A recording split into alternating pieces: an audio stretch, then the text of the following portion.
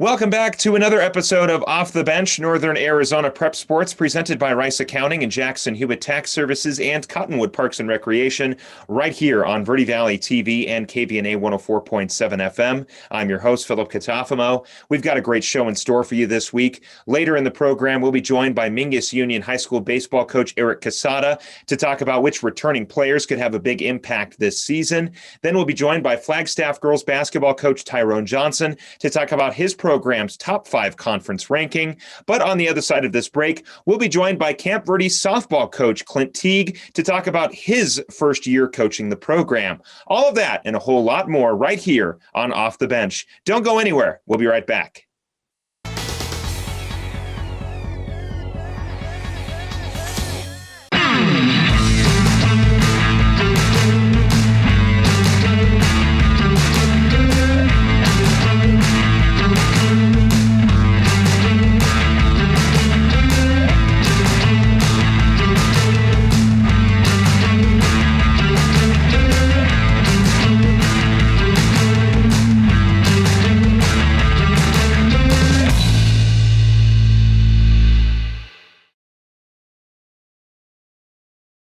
Two things we can count on every year: a new set of tax rules and great weather here in Northern Arizona. Jackson Hewitt Tax Service, locally owned and operated by Lewis Rice since 1997, is here for you all year long. Your neighborhood Jackson Hewitt Tax Office will help you in all of your taxing situations. Electronic filing is always free with your tax preparation at Jackson Hewitt Tax Service. Get more in return. Call 1-800-234-1040 for an office near you.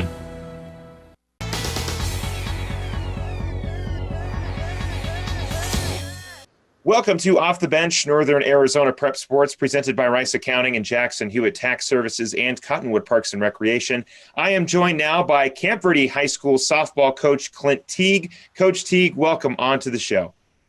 Well, thank you. Thanks for the invitation. Always a pleasure to talk. Well, we're happy to have you. You step into a new role this season as the head coach for one of the better programs here in Northern Arizona in terms of their softball program. Camp Verde has always been a very a usual prominent fixture at the 2A. Now they move up to the 3A. We'll talk a little bit about that. But, Coach, you step into your coaching role this season after a stricken COVID season last year. This is your first year as the varsity head coach for this program. You've been around the softball program for a little while, but you are stepping now back into a much larger role this time as the head coach. Considering that last year was kind of a bust and a lot of the players that were there last year will not be coming back this year due to graduation, due to COVID reasons, whatever, how do you get players to buy in to your style of coaching, considering that last year you weren't a part of the program and there was also a shortened year with COVID? It's been a little bit difficult because a lot of the girls do not know me. I have been away from the program for a little bit, but believe it or not, at some point or another, I probably coached their moms. Okay. So, I'm finding family connections that way. The mothers and even some of the dads are sending their daughters my way because I've had something to do with them in the past, having been around for quite a while and everything. So I'm trying to build the program off of that kind of family atmosphere. Get our numbers back in. We'll have enough numbers probably for a varsity team this year. I'd like to expand the program and add some more kids in there and just start having some fun. So. Okay. You talk about that family connection. Has that been easing the transition a little bit from Coach Smith last year into Coach Teague this year? So far, yes. Yes. Okay. Coach Smith, Henry did a great job with the girls. I mean, still defending state champs, as we like to say, or at least here at Camp Verde. He did a great job. They're well coached. They're all that kind of good stuff. But Coach Smith and I are different people. We have a different philosophy about a few things. I loved a lot of the things that he did and will continue a lot of those things. But,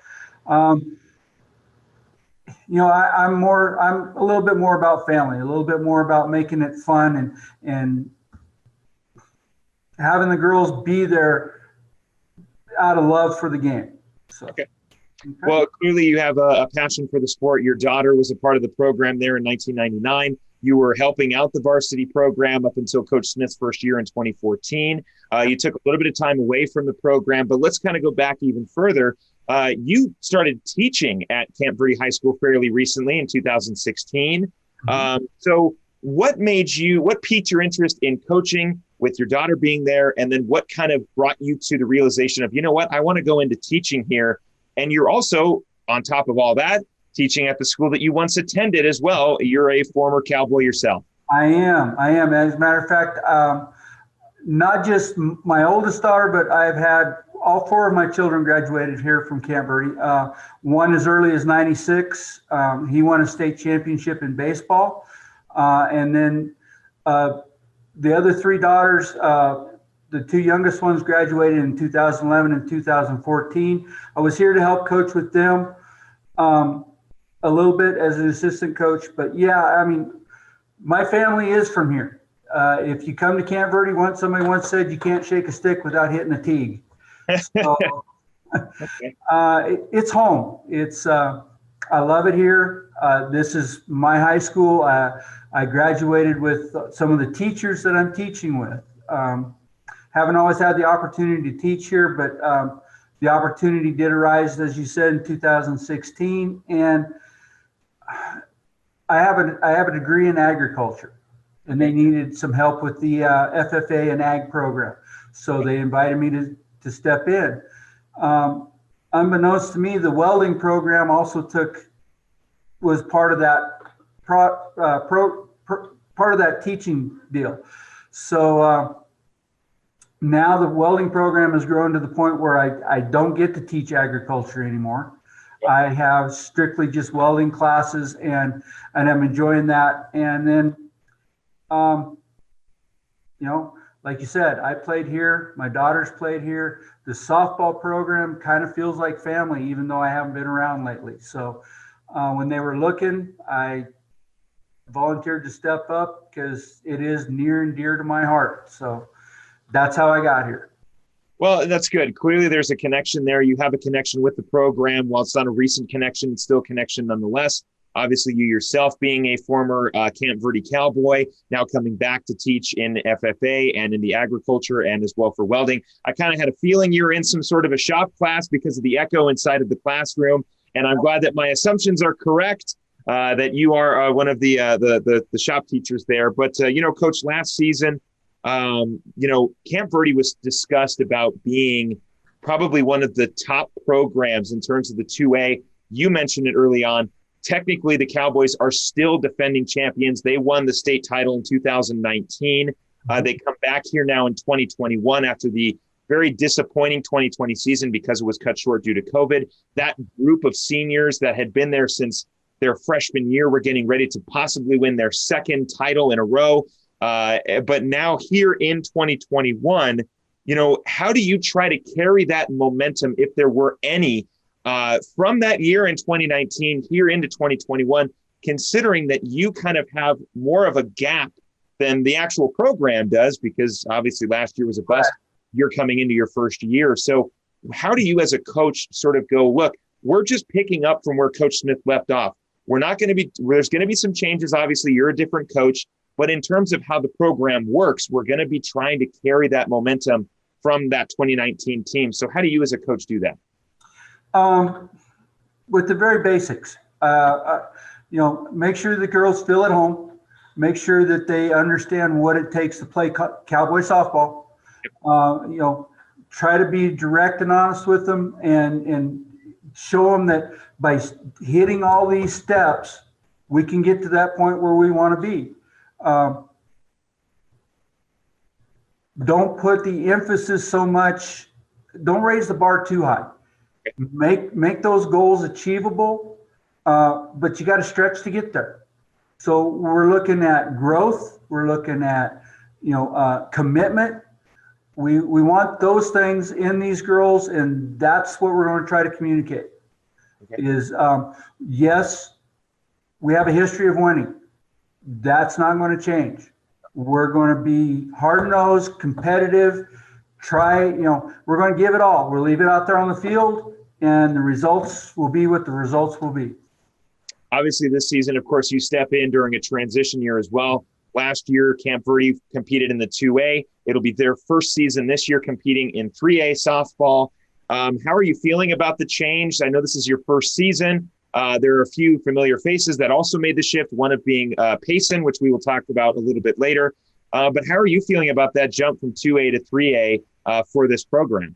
Right at first, I wasn't real thrilled, to be honest. I mean, just because the step up. But we've had a few, off-season practices. The girls have come out, and as I'm seeing the talent levels on the field, I'm getting more and more encouraged. Our depth may not be there, but I believe 7, 8 deep on the roster, I think we can play with anybody. I mean, we've got a young lady by the name of Jenna Huey over here that is just an outstanding player. She'll be playing shortstop for us. She should be playing D1 somewhere, I believe. So, I'm looking forward to watching her this season, and just a great kid along with that off the field. So, and a few others. We've got some young kids stepping up, ready to go. We're going to teach them what we can teach them, but I think our talent level is going to surprise a few people if they just think we graduated the best of the best. Right. Because we still got some good young ball players here. Yeah, and it's kind of weird that might be the consensus around the 3A now, is that Camp Verde graduating that very heavy senior class that was comprised of a couple state champions as well. That might be, especially with a new coach, it might be a step down for Camp Verde. But it sounds like, Coach, I know you got an opportunity to be more involved with the team around Christmas break, but it sounds like from you, Camp Verde really shouldn't be losing a step in terms of their talent level. No, I don't believe so. I don't believe so. We've got some very young ones that we've got to do some teaching with and some coaching, absolutely. But the top part of the program is talent-wise right there with anybody else, I believe. Okay. So we should be able to compete. Keep our heads about us. We should be able to do pretty well. Yes, very much so. And I would assume in terms of preseason polling, if you were to ask around the 3A, people would have their sort of sights set on those Camp Verde Cowboys, considering the success previously with Coach Smith. Obviously, you stepping in this season. So it should be a very interesting year for the Camp Verde Cowboys. We cannot wait to see what happens again. We are speaking with new head coach for the Camp Verde High School softball program. That is Clint Teague. Coach Teague, as I mentioned, you talked about it. You've got some good returners coming back. You've got some new faces showing up as well.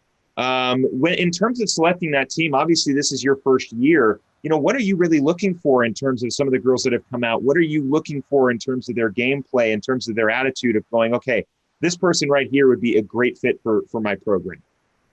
We'll be looking for, commitment. Do you buy in? Are you part of the program? Are you part of the family? After that, then, attitude. Yes, I want girls with a smile on their face. I want girls that are out there loving to play, having fun. Okay. And then the third thing is, we want a little talent. If there's some stuff there that we can build on, that's great. We'll polish it up like a diamond in the rough and let it go at that. Those are kind of the three things that we're looking for. Those are the things that we'll emphasize in. I don't know what our numbers are going to look like this year. I don't believe we'll probably have more than just a varsity team, but anybody that's out there is going to get coached. We're going to talk to them. We're going to have some fun with them.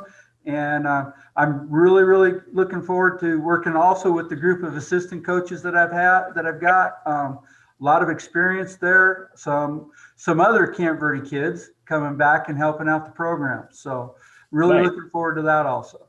Very nice. And for you as a new coach, having that sort of support group from previous players who had maybe been with the program already, or even some who had just been with the high school before, has got to ease the transition for you as a brand new coach as well, and maybe even take some of the pressure off. Absolutely. Because I've been with the program, but I've never been in this position. Right. So the administrative part of it, I'm still trying to figure that part out. So having assistant coaches that I can trust and then I can just turn loose and go absolutely makes it a whole lot easier. Because I still got to meet with kids after school. Practice starts at 4.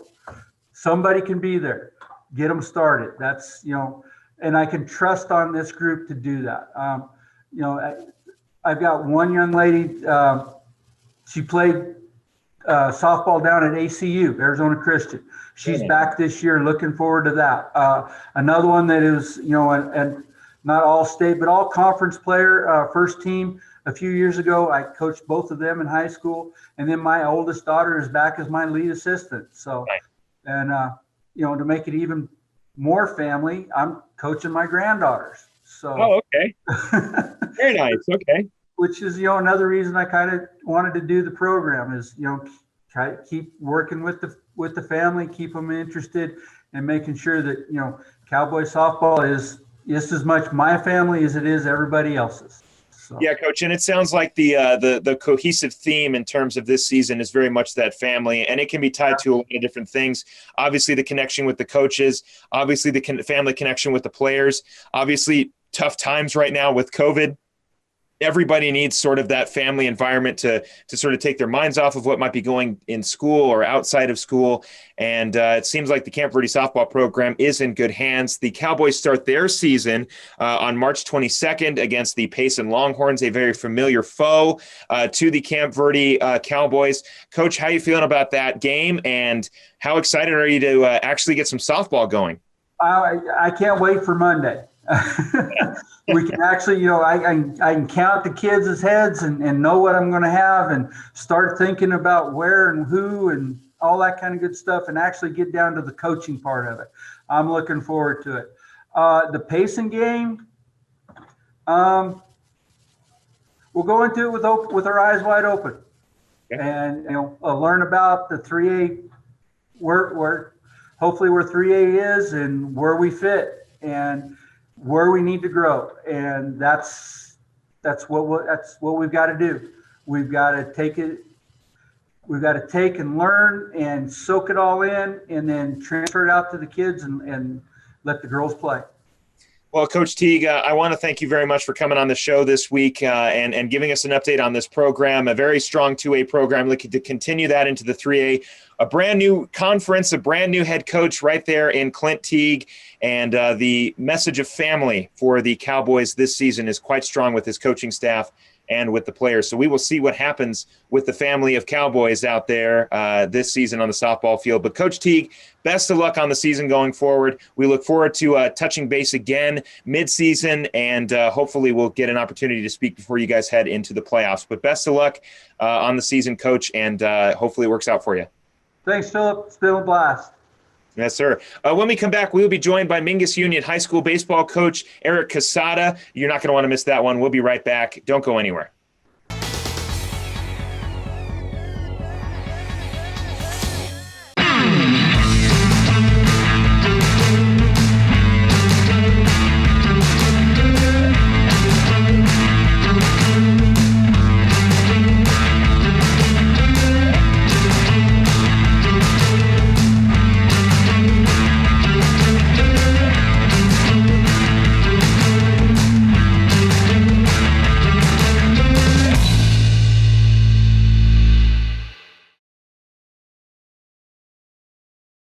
Two things we can count on every year: a new set of tax rules and great weather here in northern Arizona. Jackson Hewitt Tax Service, locally owned and operated by Lewis Rice since 1997, is here for you all year long. Your neighborhood Jackson Hewitt Tax Office will help you in all of your taxing situations. Electronic filing is always free with your tax preparation at Jackson Hewitt Tax Service. Get more in return. Call 1-800-234-1040 for an office near you.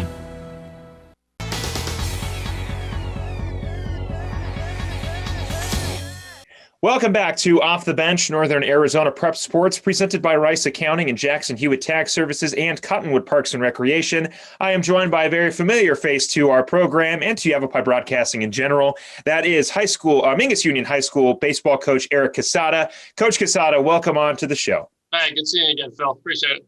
It's good seeing you too. I didn't realize this until I went back and looked, but you're actually one of our first guests on the show. So we're coming full circle here, Coach, bringing you back on to talk about baseball. We talked obviously about football previously. You are the wide receivers coach for the Mingus Union football program, but we're going to specifically talk about your baseball program, the varsity head coach here. That is Coach Quesada for the varsity baseball program at Mingus Union High School. Coach, obviously, something we should start off with at the top, which is something we'll be asking a couple more of these baseball coaches and our spring coaches in general.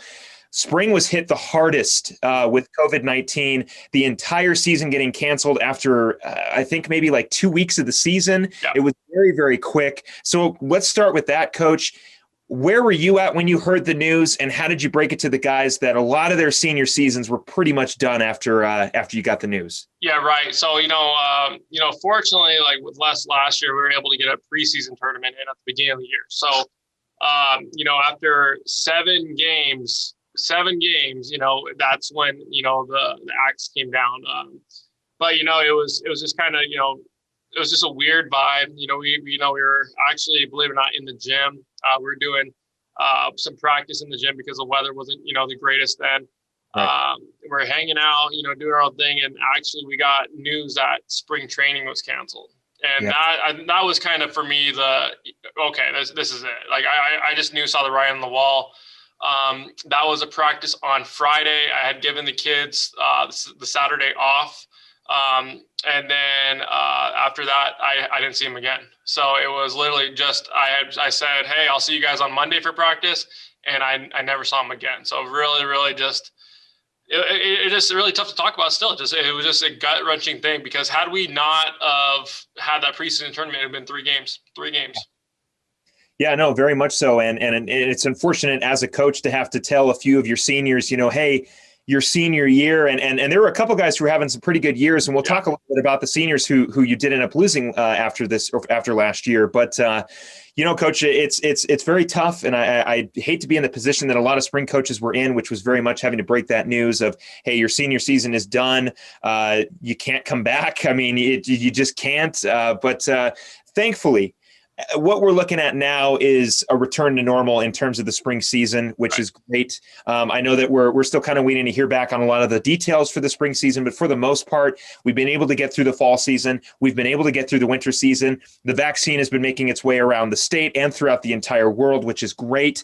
So we're looking at a more confident spring season. So, Coach, how are you feeling getting back out to the field? You've been able to hold some practices. Just in general, how are you feeling about getting back out on the field and getting back to that normal baseball season? It's been such a relief, honestly. I love coaching football, don't get me wrong, but, baseball is, that's what I love doing. I love coaching it, it was my life for so long. And just now being out with the boys and just, getting the vibe from them, it has nothing to do with, wanting to be, great and all that. It's just, they're enjoying being kids. They're enjoying being baseball players once again, because we have seniors all the way down to freshmen, but it wasn't just Mingus that was impacted. We have, these freshmen who were impacted at the middle school level. So, I mean, we're talking about a generation of kids, in the Verde Valley, across the state, across the country, whatever you want to call it, who have lost a whole year of athletics.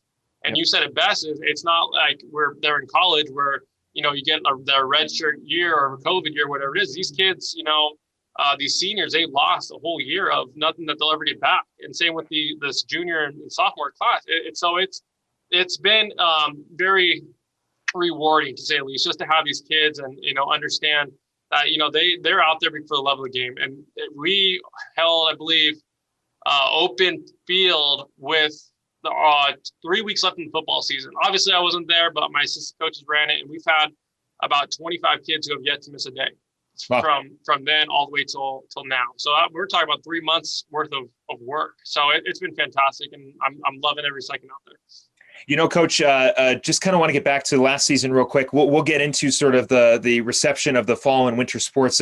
Clearly, you guys have had a really good turnout, especially having 25 kids come back consistently since the beginning is a great sign for the program going forward. But last season, Jace Taylor, Trevor Hoke, 2 of the many seniors you had on the roster last year, both guys were having great seasons. I believe Trevor hit the one and only home year. I joke with his dad, Troy, about that all the time. And, of course, Jace on the mound Vaughn was pitching quite well for you. Outside of that, though, you do potentially return a good amount of players this year. Who can we see step up from that returning team last year to sort of fill in the gaps that are left by Trevor Hoke, Peter Calandra, Jace Taylor, and the rest of that senior class? You can see, you'll definitely see a Jan Alvarez. I mean, he's been, a starter on varsity since a freshman. He's just a kid's a gamer. Yeah. Trey Peters, same thing. You'll see him on the bump this year. If you see him on the basketball court, which I'm sure you do, he has a great body, filled into his 6'6" frame or whatever it is. I mean, just looks like a tremendous athlete. And then same with like Elion Martinez as well. I mean, those, and you piece it together with, I mean, I can go on. You have a Zach Harrison who's in the mix as well. You have a Jahia Rogers. I mean, this year we have a lot of kids who I feel could, really contribute at the varsity level. And what's nice is, on any given day, you're going to have kids who are mix and match all over across the yard, which is going to be great. So I'm really excited, looking forward to this year, just because, they have so much versatility to them. They can, you put them in, I believe, any part of the order to compete. And I believe that we're really going to compete this year on all facets of the game. Well, and it seems like, so as you alluded to early on, you guys have had a good turnout for fall and winter ball so far. Any new guys who might be making their debut for the Mingus Marauders on the baseball field? Anybody who we could potentially be looking to keeping an eye out for as a new face to the program? Yeah, we have two actually kids from our transfers. Believe it or not, one is from Northern California. His name's Ryan Schamberger. Good frame on him. He's just a dirt dog. You tell him what to do, he'll do it. He'll run through a brick wall. And he just looks like a baseball player. And then we have Emmett Smith, who you are familiar with football. The AIA actually passed the transfer rule, since he does not have to miss half of the baseball season as well, because he transferred earlier in the year. So we'll have him all year, which is great. And I believe that those two can really contribute to the varsity level. But you know what? To be honest, you be on the lookout for a couple of freshmen who can play. They're gamers. They're very high baseball IQ, good intangibles. So you'll see a couple names this year that might surprise you. But for us, it's not going to be too much of a surprise for sure. Well, I bet so. Of course, nobody's a surprise to you, Coach Quesada. You've been seeing these guys for quite a long time here, going from fall to winter ball as well. But nice to hear there's a couple of freshmen added onto the roster. Continue that level of success for the Mingus Marauder program as they look to bounce back from that COVID-stricken season last year. Obviously, we'll keep the conversation going with a lot of other spring sport coaches and talk about their experiences with the shortened season. But thankfully, as I mentioned at the top of the interview, we are returning back to a somewhat more normal spring season. Again, there's still a few details we have to work out, most specifically the mask mandate as the winter season moves from inside to outside in the spring. But Coach, in terms of experience level, you mentioned a few freshmen. Obviously, those are some kids who maybe have played at lower levels, middle school, elementary school. But in terms of experience in general, for a lot of the kids that have come out for the fall and winter practices, are you seeing any new players, any guys who are new to the game? We saw a couple for the wrestling program. Andy Babcock, for example, was a brand new wrestler to their program, or even an example like Jace Briseño, who was a wrestler in middle school, took a lot of time off, came back for his junior year to wrestle, will potentially do it at the senior level. So where are we in terms of experience on your roster for some of the new faces we'll see? To be honest, we're seeing a lot more experience of who have played in the past and who have been relatively successful. But we do have the kids who are coming out, and they have a newfound appreciation for the game, honestly. And that this is just from, he said, she said, whatever it is, but it's just, having coaching at the younger levels, having bad experiences kind of leaves a bad taste in some of their mouths, and,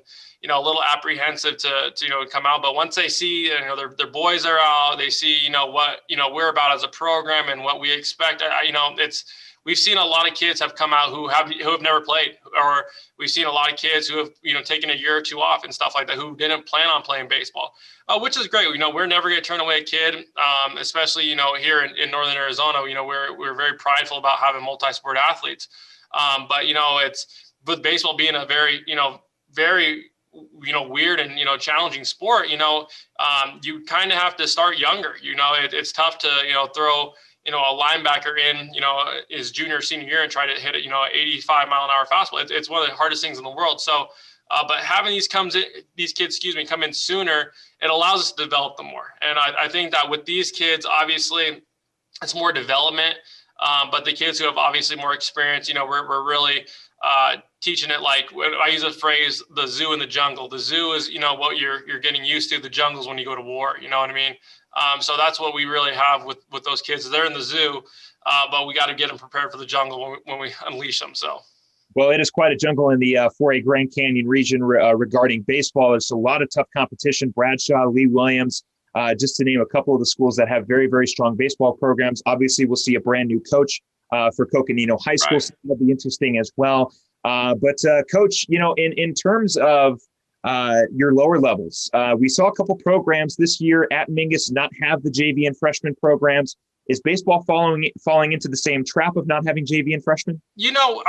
At the beginning of the year, to be honest, I was 100% confident we're going to have the freshman, JV, and varsity. But I just personally believe that, having this up and down of if we're going to return or not, I think it's kind of played a large role in these kids, whether they want to come back or not. And it's tough to get the word out for kids to come play baseball or come to any sport when they're not in person. Luckily, today was our first day of back in traditional learning, which has been fantastic. Yeah. But I still believe that we will field 3.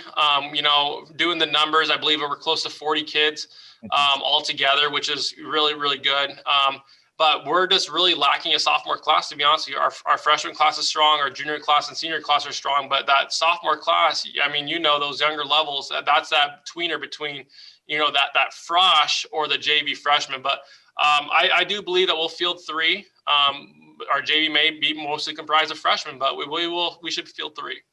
Now, Coach, I've got just a little thing here for you before we end out this interview. While preparing for my interview with you, as I've obviously spoke with Coach Quesada multiple times, I found your bio from Western Oregon University back in 2015. Right. When you were a transfer student, you played a season over at Western Oregon. And I wanted to see if you could update us on some of the information because it's very 2015, a few of your answers here. So I want to start off with just a couple of I only picked out a few. There's a long list, but I picked out a few. So first and foremost, you mentioned in the category, one thing you don't know about me, your favorite song is Fantasy by Mariah Carey. I still love it. I'll take that to my grave. Fantasy by Mariah Carey, Rush Hour, the original. Oh man, you name it. That's my song. That is a great song. I also am that one's on my Spotify playlist as well. Maybe not one of my favorites, but it's a very, very good song. Pre-game ritual, you always call your mom before the game. You still do that as a coach? I still do. Obviously I have a girlfriend now, very, significant girlfriend person in my life. So she's one as well. But for now as a coach, I have to have my gum, have to have my chewing gum. And if I don't, then I'm lost. That's mine. A nickname still Cheese or Queso? Cheese or Queso. If you see me driving around town, I have a big red truck and my license plate says Mr. Queso. That's that'll go down, I'm sure, till the day I die. Just a couple other here. Places you would most like to visit Fiji. Did you get a chance to go to Fiji? Do you still want to go?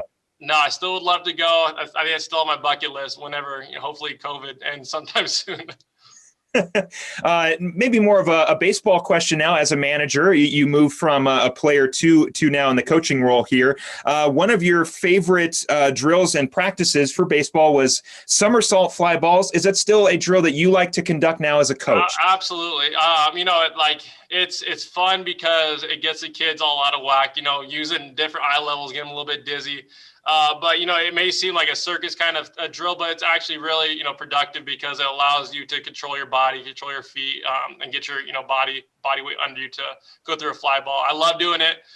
When I was coaching out at Desert Ridge for a little bit, I love doing that as well. But yeah, that's still in the Quesada program for sure.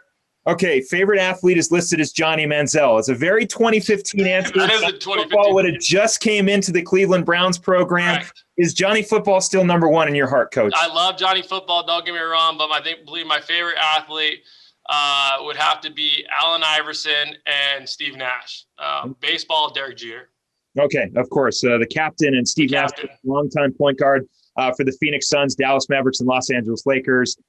You do have buffalo wings and French fries listed as your favorite. If that was my last meal on earth, I would be completely happy with that. Okay. So finding a lot of information staying the same. Favorite movie is Step Brothers. Is that still? I love Step Brothers. Who doesn't love Step Brothers? That is definitely up there along with The Sandlot, of course. Of course. I love The Sandlot. Great movie. Okay, and I got one more here for you, Coach. Favorite musician and music group is Juicy J. Is that still That's 2015. That's definitely 2015. Now a little bit, still, 28. I'm still younger, not too old. I really like Post Malone. I enjoy his music. But if I'm in class and trying to get, my mind right, I've been on a huge jazz kick lately. I'm not gonna lie to you. Nice little jazz soothes the soul, gets you ready, get your mind right. So I'm a big mental guy. So get the music right, get your mind right, get the body right. So yeah, I'm also a proud tradition holder of listening to music before a broadcast. It kind of gets me in the mood.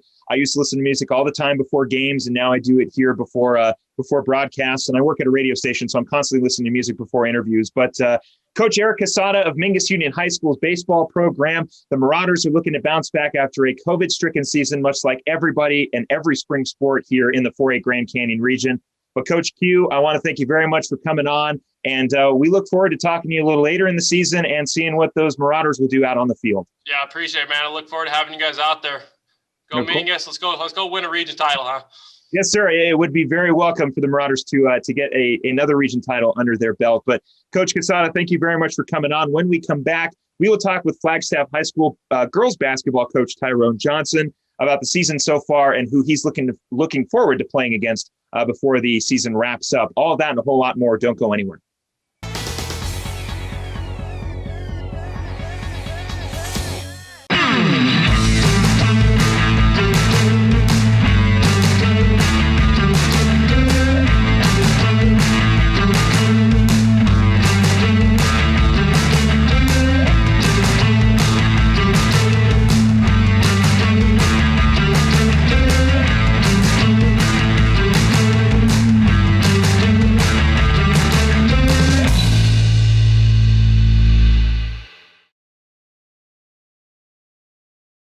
Two things we can count on every year: a new set of tax rules and great weather here in northern Arizona. Jackson Hewitt Tax Service, locally owned and operated by Lewis Rice since 1997, is here for you all year long. Your neighborhood Jackson Hewitt Tax Office will help you in all of your taxing situations. Electronic filing is always free with your tax preparation at Jackson Hewitt Tax Service. Get more in return. Call 1-800-234-1040 for an office near you.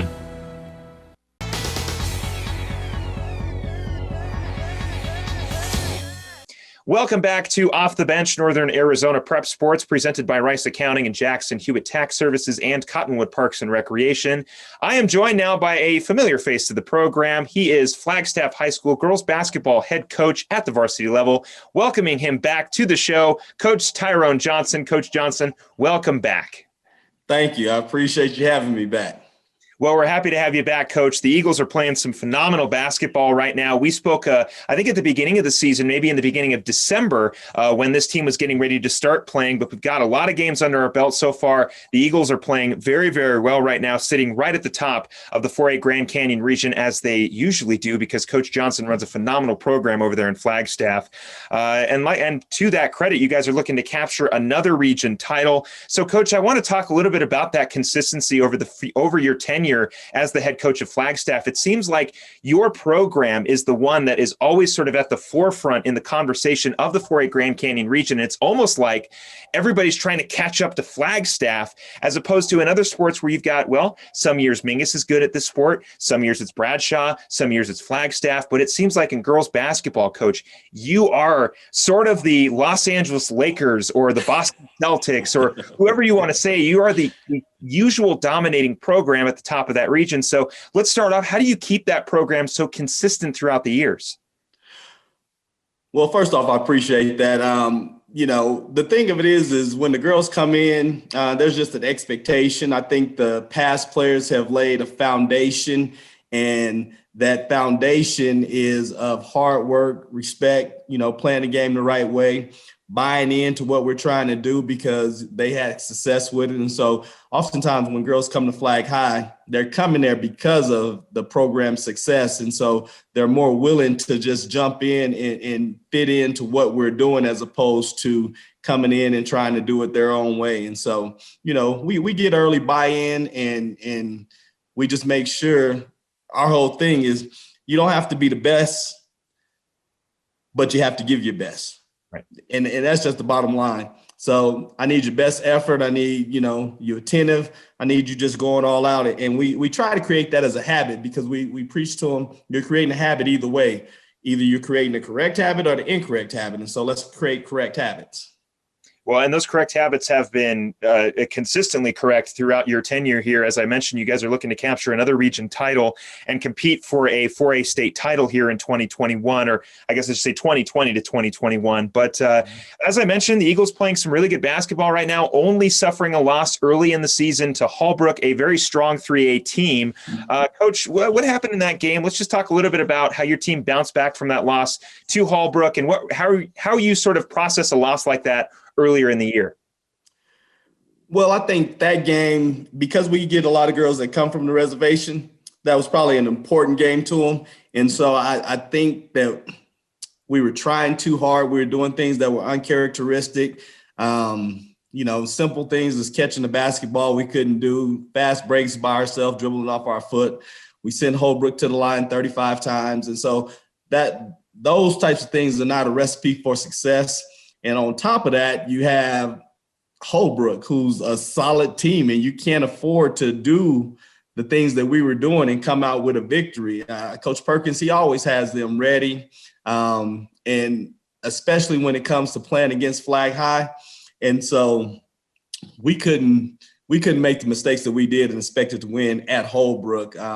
Just wasn't going to happen. And so since then, the girls were able to take a step back and really just, again, buy into what we're trying to do and how we're trying to do it, because early on, if you're winning and they can still do things that's outside of what you want to do and still have success, right, then it's tougher for them to be like, well, coach, why should we do it that way when we're winning this way? And they don't understand that as the competition increases and everything else, we're going to have to play a particular way in order to really win those games. And so after that, we had some lineup changes, and we thought that Graceland was going to be playing in volleyball tournaments. So she was still coming off the bench at that point, because if she went to play in the volleyball tournament, she'd have to stay out 14 days. So, but after that, it was time to go with the numbers, and as far as our plus minuses, what groups we could put on the floor to where we're outscoring people. So after that game, we just really started doing that and say, hey, this is what we're going to do. And, fortunately for us, a lot of the volleyball tournaments were canceled, so Graceland didn't go nowhere. Yeah, and of course, Coach Johnson referring to Graceland Nez, junior guard for the Flagstaff Eagles, one of the prominent players on your team this year, and we'll touch upon Grace here a little bit later in the interview. But Coach, you suffer a loss like that to a strong team in Hallbrook. Where is your mentality afterwards? Is it one of those things that you sort of file in the back of your mind and go, okay, here's the adjustments that we need to make? You mentioned them. Obviously, not having Graceland in the starting lineup kind of hurt the rotation a little bit. There was just a couple, very uncharacteristic things that the team was doing. But for you as a coach, after a loss to Hallbrook like that in the beginning of the season, coming off of a couple wins before then, where are you at after that loss? Like I mentioned, are you sort of filing that in the back of your mind going, okay, this was just a little bit of a fluke. We do need to adjust a few things, but we're going to go forward in the season? Or are you going, okay, we lost to Hallbrook, let's just move on almost immediately? It's not necessarily an immediate thing. For me as a coach, I didn't necessarily harp on it with the players and, keep addressing and bringing it up. So for me, though, as a coach, it just gives me a perspective of where we really are as far as in the state and how we rank up against quality teams. Because if you look at the scores nightly, it's tough to really get a gauge on who's top teams and who's not if you're just looking at the win, losses, and the scores. And so when you play a program like Holbrook, it puts it in perspective where you are and what you need to do to really get to where you feel as a coach the team should be and could be. And so, again, it's just to refocus and say, okay, we really have to turn it up in these areas. We have to improve in here. We have to cut down in here, like the fouling. We have to be more disciplined in certain areas. And so then you incorporate into your messaging and your practice plans, and you really try and drill at home. And then once they start getting in and having some success with that, then they buy in and start taking ownership of it. Once again, we were speaking with Flagstaff High School girls basketball coach Tyrone Johnson. Coach, since that loss, the Eagles have been playing incredibly well, outscoring opponents. I think the most points that the team has let up so far has been about 60 or so. Other than that, it's been wins, only allowing about 15 points in a couple games, under 30 in other games. But the point being is the Eagles are playing very, very well, currently sitting in the top 5 in terms of rankings in the 4A conference in total. How are you feeling in general about the season so far, Coach? And are there any areas you would like to see this team improve as we go along for the rest of the schedule? I'm feeling good about how we've been playing and just how we're consistently improving. And so we want to continue to improve. I don't think we're at our best yet. I think we still have areas that we can grow. Our offensive execution isn't the best, if you will. Our defense has picked up and we're playing without fouling. We're getting more deflections, more steals, and we're turning them into, at times, points, but our percentage on points off of turnovers, we can get better there. We can really make teams pay when we turn them over.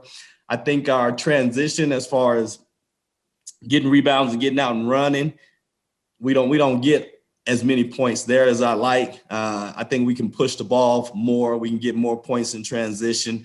And so even though we've been scoring, 60 points consistently, sometimes up to 80, I think we can be a high 60-point team if we really, push the basketball, if we really finish when we turn people over. I think that we can add to our scoring abilities. And then defensively, if we just continue to be disciplined, I think we can do some good stuff. And lastly, our turnover percentage is crazy some games, so we have to get that down. Well, regardless, Coach, as I mentioned, the team is playing quite well, led by, you mentioned her name earlier in the interview, the junior Gracelyn Nez, who was also one of the better volleyball players for the Flagstaff program at Flagstaff High School. And, of course, sophomore Sage Begay. So this team is led by relatively younger players. Of course, Gracelyn is technically considered an upperclassman because she is a junior. But looking at the roster in total, Coach, you do kind of bring back a lot of younger players, only a handful of seniors on the team this year. Obviously, losing freshman Maya Verse to a transfer hurt the team a little bit on the offensive side, but it seems like you're getting that production from other areas. Gracelyn Nez and Sage Begay, more specifically, averaging about 10 points a game, 14 for Gracelyn, 10 for Sage, respectively. What have their contributions meant to this team, and who else has really stepped up this year? Well, I think, with their maturation process and us losing like Emma's scoring abilities from last year, even if we did have Maya, Grace, and Sage, we're naturally going to have to step up and score more and do that. And then when Maya left, again, we take what we have and we work with them and we try and put them in positions to where they can be successful. And, it's up to the individual as far as the athlete to really grab a hold of that and move forward with it. And I think Sage, even though she's just a sophomore, she's really embraced that, like, hey, I got to step up. I got to help lead this team this year. And so you see that in practice and verbiage and work ethic and everything else. Gracelyn, one of the most unselfish players that you can have, but she also understands that for us to be successful, she's going to have to look to be not just a distributor, but she's going to have to look to be a scorer. And so she's welcomed that in her maturation process. And so that's been big. And then, we do have Melinda Kalnimtiwa. I think she's been a big part for us. She's the only senior that starts, but she's been a big part, her defense, her rebounding abilities. And then, she has games where she can put it in the basket. So I think those three have really kind of led us up to this point, but we do have other contributors that are stepping up. I mean, Caitlin, she plays her role well. She'll help run the offense. She'll score when needed. Her defense is really the thing that's sparking us. She's always getting hands on balls. And then, we got a couple freshmen that are learning their way. And I would imagine that when it comes time for playoffs, hopefully they're going to be real comfortable and can just really do what they can naturally do, and that's play basketball. Coach, I want to talk a little bit about the freshmen on your roster and more specifically about the JV program. Throughout the season, we don't see a whole lot of up and down, girls playing at the varsity level from the JV. Throughout the season, it does happen if there are injuries or if somebody's playing quite well. But I want to ask you specifically, considering you are carrying a couple freshmen on your roster this year, what are you looking at the JV level in terms of a player while they're playing at the JV level where you go, okay, she might be a varsity player next year, or maybe if we've got an injury, this is the first player I'm going to pull up from JV. Are there any specific intangibles that you're looking at for a player who can make that transition immediately or even the season following when they play JV going up to the varsity level? Honestly, dominance. I'm looking for somebody with a mentality that, it's almost an insult to have me on JV. I'm going to be the best one. Period. When you walk in here, when you walk in the gym, I'm gonna stand out from my effort, from my attitude, from just everything that I do. It's gonna look different than a regular JV player, and so I just want them to have a mentality of, I'm the best one in the gym. I may not be the top scorer, but I'm the best overall player in here. I'm the hardest worker. I'm gonna get you that rebound. I'm gonna defend, and so. That's oftentimes when I tell girls at the younger levels, JV and freshmen, when I walk into the gym, I should know right away that you don't belong on the JV team. Right. And so if I walk in and you just blend in with everybody else, not much I can really do. I can't really use you if you blend in with everybody else. And so, that's honestly what I look for. I want somebody that's dominant in their effort, just have a mentality like, you know what? I can come up to varsity and I can challenge your current best player right now. And so I want that mentality. I like to call it the Kobe Bryant mentality. The very much is anybody I go up against, I'm going to make sure I destroy them every time I play against them. So any JV players who are currently a part of the Flagstaff basketball program for the girls, you just heard the secret to making the varsity team. Show the effort, absolutely dominate on the floor, and make sure that Coach Johnson is watching while you're doing it. But speaking of JV, Coach, the JV program's playing quite well. They've only got 3 losses on the season. I know there was a cancellation in the middle of their season, but how have you liked the development in your JV program? Coach Neal does a great job with the girls, and he understands what I'm looking for and what we need in order for the program to remain successful. And so, he'll work with girls on individual skill sets. He'll work with girls on their conditioning base, because we play at the varsity level. We like to get up, we like to push. And so they have to be ready for that mentally, physically, emotionally. And so he does a good job in really working with the girls and getting them ready for that, and then pushing them through adversity as well, because what you get, we have one freshman that's up on JV, and she's playing well.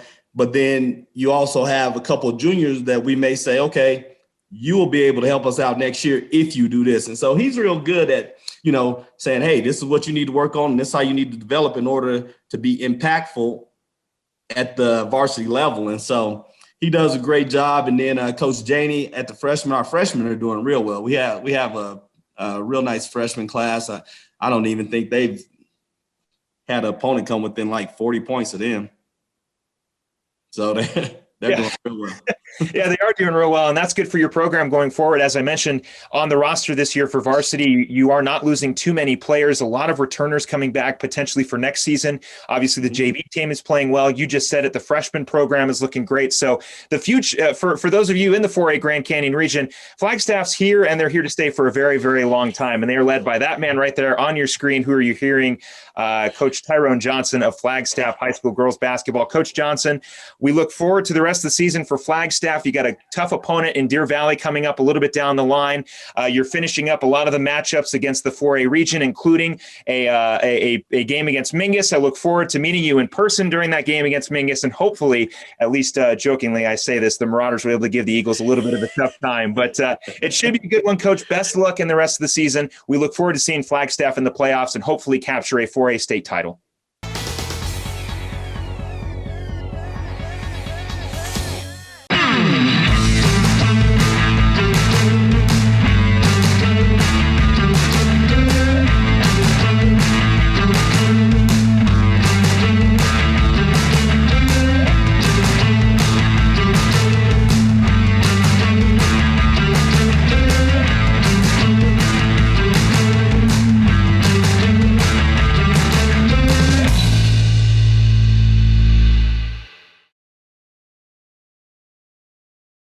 two things we can count on every year: a new set of tax rules and great weather here in northern Arizona. Jackson Hewitt Tax Service, locally owned and operated by Lewis Rice since 1997, is here for you all year long. Your neighborhood Jackson Hewitt Tax Office will help you in all of your taxing situations. Electronic filing is always free with your tax preparation at Jackson Hewitt Tax Service. Get more in return. Call 1-800-234-1040 for an office near you.